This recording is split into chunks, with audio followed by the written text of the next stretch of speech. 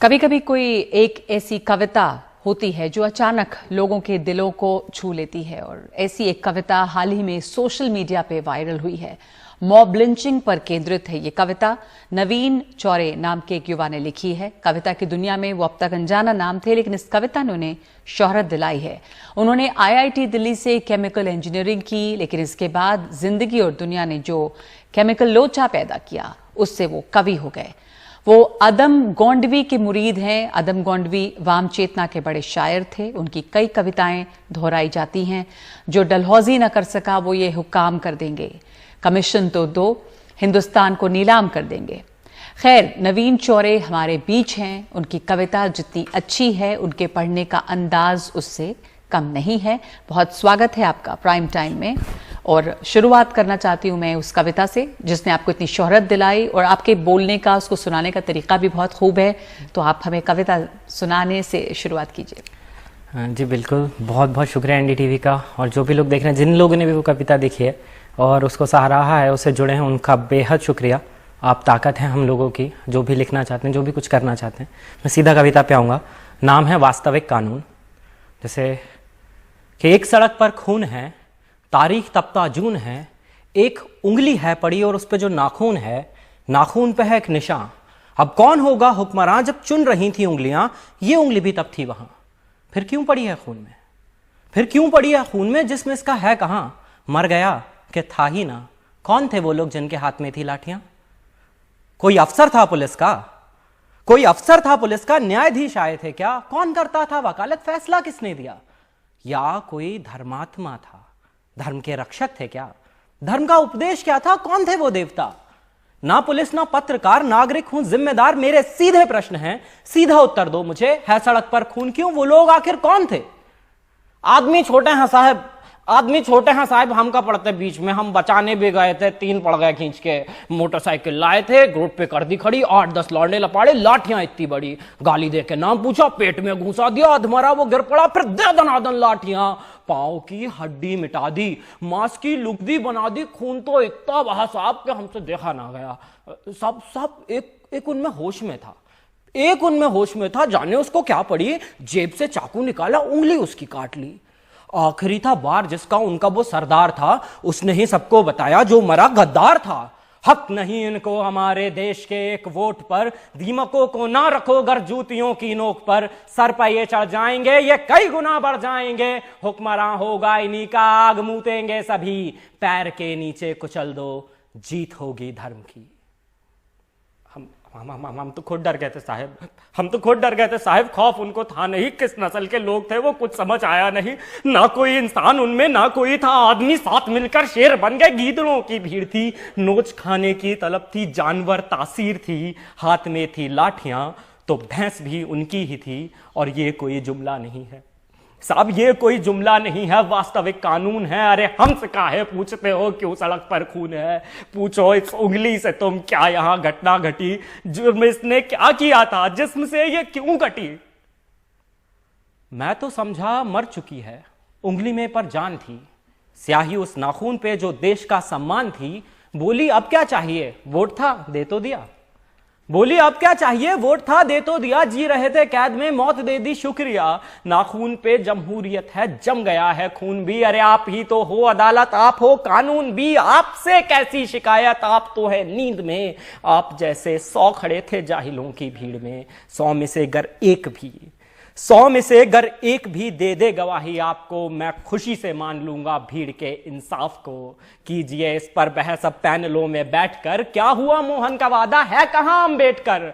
सब बराबर हैं अगर तो बस मुझे ही क्यों चुना। तुम बताओ कौन देगा घर को मेरे रोटियां। असलियत से बेखबर हो तुम, असलियत से बेखबर हो। शहरी हो दिल्ली से हो, एक हिदायत दे रहा हूं, सोच कर बोला करो। तुम सवालों से भरे हो, क्या तुम्हें मालूम है भीड़ से कुछ पूछना भी जानलेवा जुर्म है। तफ्तीश करने आए हो, खुल के कर लो शौक से। फर्क पड़ता ही कहां है 1-2 की मौत से। 4 दिन चर्चा उठेगी, डेमोक्रेसी लाएंगे। 5वें दिन भूल के सब काम पे लग जाएंगे। काम से ही काम रखना, काम से ही काम रखना। हाँ मगर ये याद रखना, कोई पूछे कौन थे, बस तुम्हें इतना है कहना, भीड़ थी कुछ लोग थे।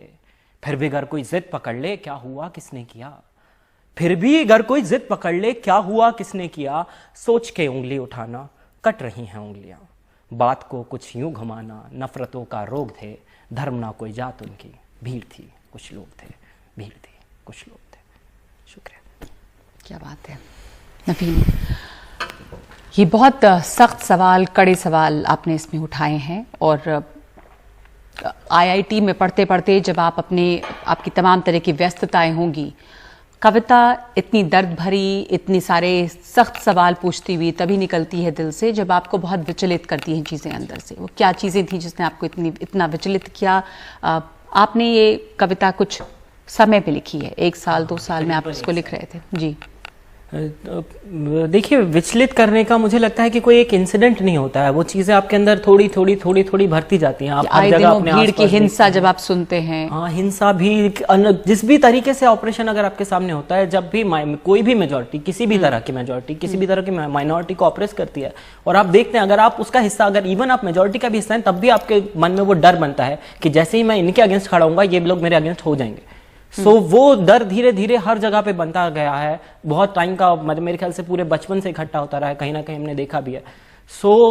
वो एक मोमेंट नहीं था, बहुत सारी चीजें हुई थी। फिर जब इतना ग्रोइंग वायलेंस इतना बढ़ने लगा, तब मुझसे रहा नहीं जा रहा था, मतलब मुझे कुछ करना था कि मैं किसी भी तरीके से कंट्रीब्यूट कर पाऊँ, एटलीस्ट कोशिश तो करूँ। मुझे नहीं पता कि कंट्रीब्यूशन कैसे कर पाएगा कोई, एक अकेला आदमी क्या कर सकता है, हर एक इंसान को उसमें हाथ बटाना पड़ेगा। बट मुझे लगा कि मैं जो भी कर सकता हूँ, एटलीस्ट जो कोशिश कर सकता हूँ, मुझे करनी चाहिए। मैंने कोशिश की कि एक ऐसी चीज़ ढूंढी जाए, कहाँ वो जगह है जो सबको टच कर रही है, जो हर एक इंसानियत की बात इंसान को समझ में आती है। जैसे मैं अगर जब ये कविता वायरल हो रही है, तब मैं कमेंट्स पढ़ रहा हूँ, लोगों के शेयर है वो सुन रहा हूँ, उनके मैसेजेस आ रहे हैं।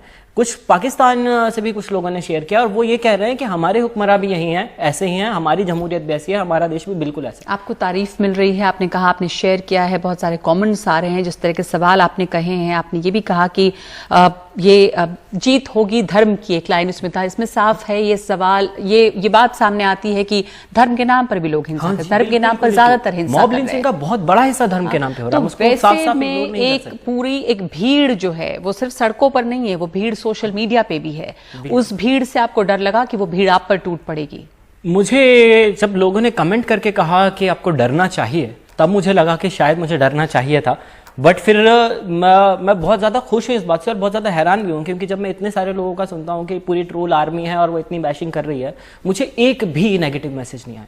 और मैं बहुत खुश है, मेरा कोशिश यही थी कि एक डिस्कशन शुरू हो, एक ये मुद्दे पे बात की जाए। अगर हर आदमी बात कर रहा है, अगर आपके पास बात करने के लिए कोई नहीं है, आप हवा से बातें कीजिए, आप शीशे से बातें कीजिए, लेकिन बोलिए जरूर। और अब मैं देख रहा हूँ दोनों तरफ के लोग बोल रहे हैं, बातें निकाल रहे हैं, और आई थिंक मेरी उम्मीद है, आई थिंक सबकी उम्मीद होगी कि बातें होके, बात करते करते ही, बात करने से ही बात बढ़ेगी, और सवाल पूछना लाजमी है, सवाल नहीं पूछेंगे तो अब आप ये आईआईटी में केमिकल इंजीनियरिंग कर रहे थे, और अब आप कविताएं लिख रहे हैं। कविता लिखने का आपको हमेशा से शौक था, ये आपकी पहली कविता थी, या आप स्टूडेंट लाइफ में लोग अमूमन रोमांटिक पोएट्री और तमाम लिखते हैं, पर आपने ये जो कविता लिखी है, ये आपकी पहली कविता थी? नहीं जी, बिल्कुल पहली कविता नहीं थी। पहली कविताएं, पर हाँ, अगर जिस चीज़ को कविता कहा जा सकता है, उसमें मैं कह सकता हूँ कि उस तौर पे, कविता के पैमाने पे, जो मुझे लगता है पर्सनली मेरे लिखा हुआ में, कि ये खरी उतरती है। बाकी कोशिश तो हमेशा से धीरे धीरे, वो भी एक तरह का शिल्प है कविता का भी। मतलब अगर आप कारपेंटरी करते हैं, आप पेंटिंग करते हैं, तो एक दिन में नहीं आती आपकी पेंटिंग, पहली कभी अच्छी नहीं होती, तो बहुत दिन प्रैक्टिस करनी पड़ती है, और उसके बाद कविता की इंट्रिकेसीज समझनी पड़ती हैं कि कैसे असर कर रही है दिमाग पे। There is a science behind poetry. मतलब आप एक तरह से साउंड वेव्स और आपके सबकॉन्शियस में जो मीनिंग है, उनको यूज करते हुए आप किसी के सबकॉन्शियस पे असर कर रहे हैं और एक कलेक्टिव कॉन्शियस क्रिएट कर रहे हैं जी। सो वो विथ टाइम आता है। कॉलेज टाइम में भी लिखना शुरू किया था, असल में लिखना कॉलेज टाइम में शुरू किया। स्ट्रीट प्ले, नुक्कड़ नाटक करते थे, उसके लिए पैरोडीज लिखनी होती थी वहाँ से। तो मैं अपने नुक्कड़ नाटक के दोस्तों को यहाँ से बहुत बहुत शुक्रिया कहना चाहता हूँ कि उन्होंने मुझे इस तरफ ज़बरदस्ती धकेला, और मेरी इंजीनियरिंग पूरी तरह से खराब हो गई। सो मैं अब कविता कर पा रहा हूँ। इंजीनियरिंग खराब हुई और कविता आपकी संवर गई, और अब आप इंजीनियरिंग छोड़ के कविता पर ध्यान लगा रहे हैं। आपको बहुत बहुत मुबारक हो ये नया लाइन, और आपको ऑल द बेस्ट आगे के लिए। शुक्रिया बहुत प्राइम टाइम में शामिल होने के लिए, धन्यवाद।